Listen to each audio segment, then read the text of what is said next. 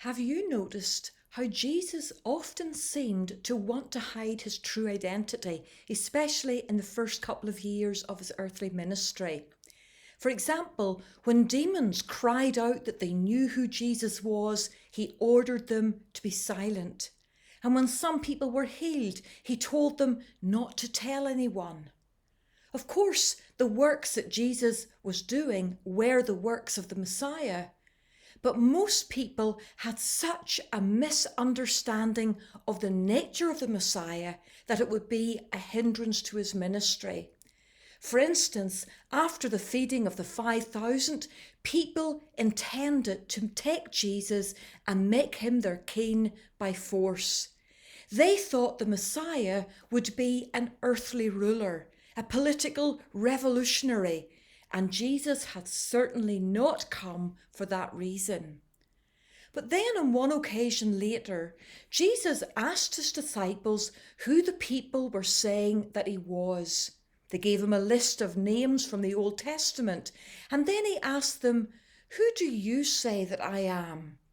When Peter replied by revelation that Jesus was the Christ, or the Messiah, the Son of the living God, Jesus warned them not to tell anyone who he was.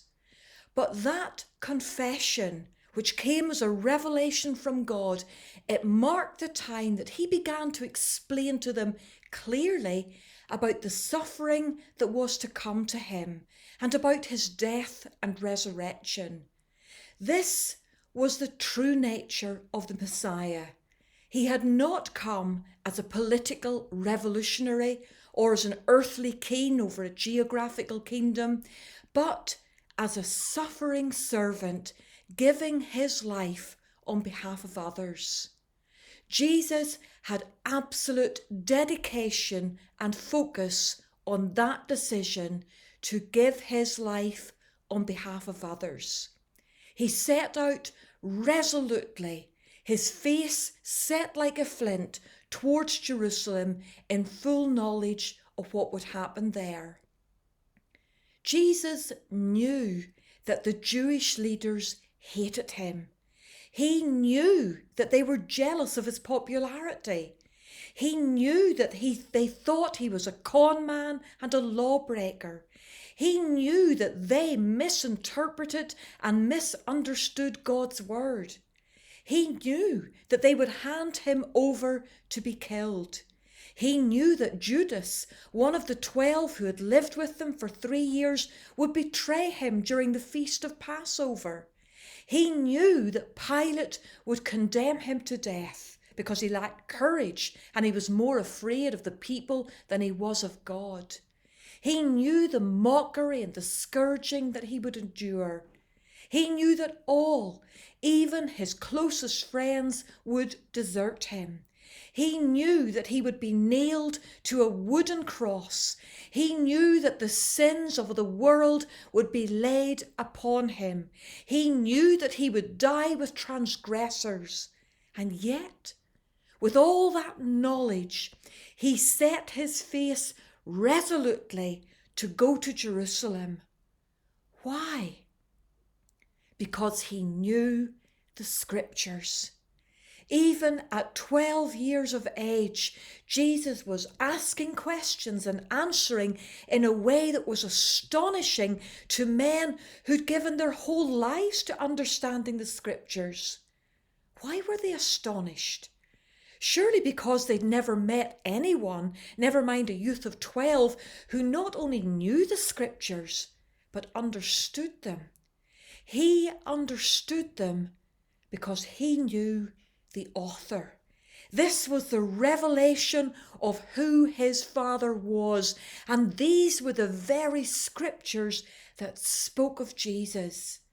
And now Jesus is speaking plainly and clearly to his disciples and telling them exactly what must take place, because the scriptures about him must now be fulfilled. But Jesus was not a robot. He was not walking mindlessly, unfeelingly towards a certain destiny on the cross. Jesus was the God-man. He is God in the flesh, and as a human being, he had to make a conscious choice, a voluntary commitment and a purposeful submission to the will of his Father to walk this road to the cross and take on its shame.